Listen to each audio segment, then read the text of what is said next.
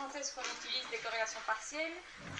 C'est lorsqu'on veut calculer la corrélation entre deux séries de données ou de variables. Et l'intérêt ici, c'est qu'on peut calculer la corrélation entre deux séries de variables en figeant l'effet d'une troisième. Donc on ne tient pas compte des effets d'un certain nombre d'autres variables auxquelles les deux variables auxquelles on s'intéresse seraient corrélées. Donc, en théorie, on peut figer plusieurs variables. Nous, dans le cadre du cours, on en figera toujours une à la fois. Et donc, nous, on s'intéressera toujours, ce sera toujours de la corrélation partielle du premier ordre. D'accord? On fige une seule variable à la fois. Si on en fige plusieurs, alors, selon le nombre, ce sera corrélation du deuxième, troisième, quatrième, cinquième, etc. Donc, par exemple, la relation entre le poids et la taille d'un groupe d'individus, indépendamment de la variable âge. Donc, la corrélation partielle nous permet de figer une variable, donc ici la variable âge, pour calculer uniquement la corrélation qu'il y a entre le poids et la taille. Donc, ça doit vous faire un peu penser à de la covariance. Oui, non? Oui. Pourquoi? Parce qu'on suspecte l'effet d'une troisième variable, donc d'une variable parasite, comme dans la covariance, sauf que la différence, en fait, c'est la question qu'on se pose. Dans la covariance, on se pose la question de l'effet d'une variable sur une autre, malgré une troisième. Ici, ce n'est pas l'effet de l'une sur l'autre, c'est le lien, la liaison, la corrélation entre deux variables en figeant une troisième. Donc regardez bien à l'examen, si on vous parle de lien, de corrélation, de liaison, il faudra faire des corrélations. Si on vous parle de l'effet d'une variable sur une autre, d'une VI sur une VD, là on sera plutôt dans l'analyse de variance, de covariance, si on nous parle d'une variable parasite. Ça va pour ça? Ok. Alors, vous voulez que je détaille? Oui.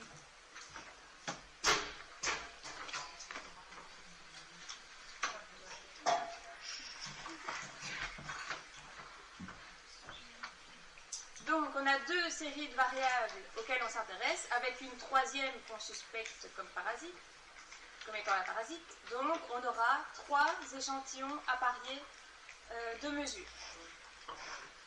Ça va, donc les données sont appariées. Pour chacun des sujets, on aura trois éléments, trois données à chaque fois.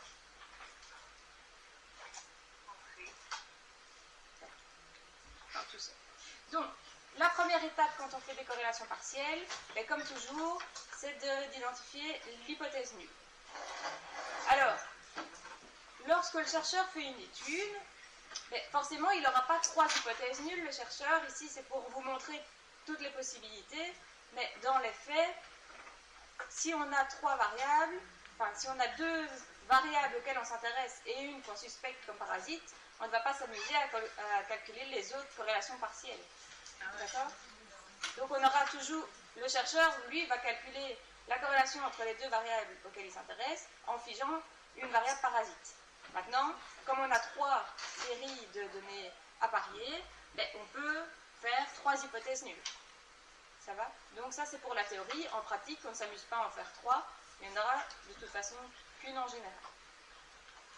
Donc, comme on est dans de la corrélation, l'hypothèse nulle, toujours, il n'y a pas de corrélation.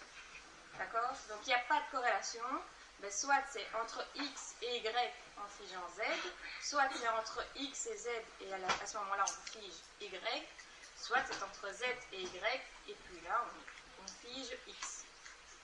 Ça va pour ça? Ok. Donc à chaque fois, une fois qu'on a fait les hypothèses nulles, on doit calculer les coefficients de corrélation. Donc tout simplement la valeur des R, et pour ça on utilise la calculatrice.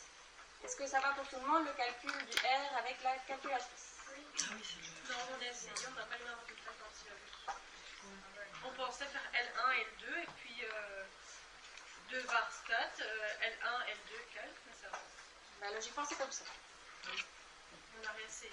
En fait, donc, en L1, on met les données du premier tableau en les ordonnant. Non, en les ordonnant. Donc ici, on a besoin des données métriques. Hein. Voilà, c'est ça. On les met donc par Comme ils apparaissent. Comme elles apparaissent. Ben oui, c'est ça. On essaie. On verra ça. Donc on verra ça, mais donc, de toute façon, dans les exercices qu'on va faire aujourd'hui, on les donne directement, en fait, les valeurs des R. Mais donc, oui, dans la calculatrice, si vous devez calculer des R, ben, vous devez utiliser 2 var entre les x et les y, et puis demander qu'ils fassent les calculs et vous obtenez le R. Donc, dans les 2 var, dans ce cas-ci, ben, on rend les x et les y. Là, ce sera les x et les z, donc les y, ce seront les z. Et ici, y et z, ce sera x et y. Deux var. Et puis tu demandes En fait, dans les exemples, on va directement vous donner les valeurs des R. Et puis tu as le R dedans. Mais on peut pas vite faire. Et tu avais le R du syllabus? Vous en avez sans doute dans les exercices, mais en gros, nous, on se dit que des R, vous avez eu l'habitude de les calculer en stade 1. Mais À maintenant, si... l'examen, on aura déjà les R. peut-être, peut-être pas. Mais, je sais rien. Mais si jamais vous avez des doutes, n'hésitez pas, on peut regarder ensemble. Alors, donc, on a identifié l'hypothèse nulle, on a calculé le R, et bien on va calculer la corrélation partielle. Alors, de nouveau, ici, en théorie, on en a 3. Alors, d'abord, on a la corrélation partielle entre x et y en laissant z constant. Donc, on met le point avant la variable qu'on laisse constante, donc on fige. Donc ici, c'est la corrélation entre x et y en figeant z. Est-ce que ça va pour la formule? Donc une fois que vous avez calculé les 3 R, ben vous n'avez plus qu'à remplacer dans la formule. Seulement là aussi, il faut faire attention avec la calculatrice parce que si on ne met pas les parenthèses au bon endroit, ben on n'obtient pas les mêmes résultats. Au niveau de la précision, ne vous en faites pas, c'est normal. Enfin, c'est normal. On accepte, on tolère une petite marge autour de la réponse que nous attendons, nous, pour l'examen. Ça va? Donc, si vous avez une différence de 2 centièmes avec nous, c'est pas la mode. Donc, ça, c'est la première corrélation partielle. On en a une deuxième entre x et z en laissant y constant. Et puis une troisième en laissant cette fois-ci x constant. Ça va jusque-là? Alors, ça, c'est une chose. On aura la valeur de notre coefficient de corrélation partielle. Ensuite, ce qu'on peut faire, donc faites toujours attention au fait qu'on vous pose la question ou non à l'examen, si on vous demande d'inférer ou pas la population. Et si on vous demande de faire une inférence, à ce moment-là, vous devez calculer les erreurs types sur les coefficients de corrélation partielle. Alors, l'erreur type, ça se présente à chaque fois de la même façon. Vous faites 1 moins le coefficient de corrélation partielle sur la racine de n moins 3. Alors, comme ce sont des échantillons avariés, ben le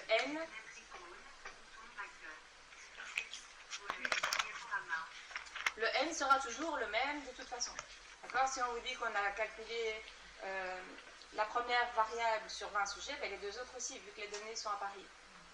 Ça va? Donc le n est le même de toute façon. Le n correspond au nombre x et de sujets. y, au nombre... Ah oui, d'accord, le sujet.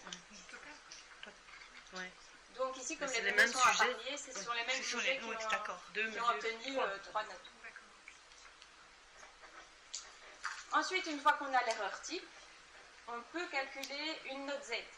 Alors attention, note U, note Z, c'est la même chose. Hein. Si jamais vous vous posez des questions par rapport à ça, c'est la même chose. Donc, les notes Z, pour aller voir dans la table ensuite de la courbe normale centrée réduite. Donc, pour obtenir la note Z, la note U, vous faites le rapport entre votre coefficient de corrélation partielle et l'erreur type. Ça va toujours? C'est pas le plus compliqué. Là. Ensuite, vous allez consulter la table. Vous vous souvenez toujours de l'utilisation de la table de la note Z? Oui. Ok, donc vous obtenez une surface dans la table entre la moyenne et votre note Z. Cette surface, vous devez la déduire de 0,5 vu que c'est une demi-table et vous, ce qui vous intéresse, c'est l'alpha. Et ici, on travaillera généralement à 2 issues, donc vous devrez doubler la valeur de cet alpha. Et puis, en fonction de la valeur de l'alpha, vous acceptez ou vous rejetez les hypothèses.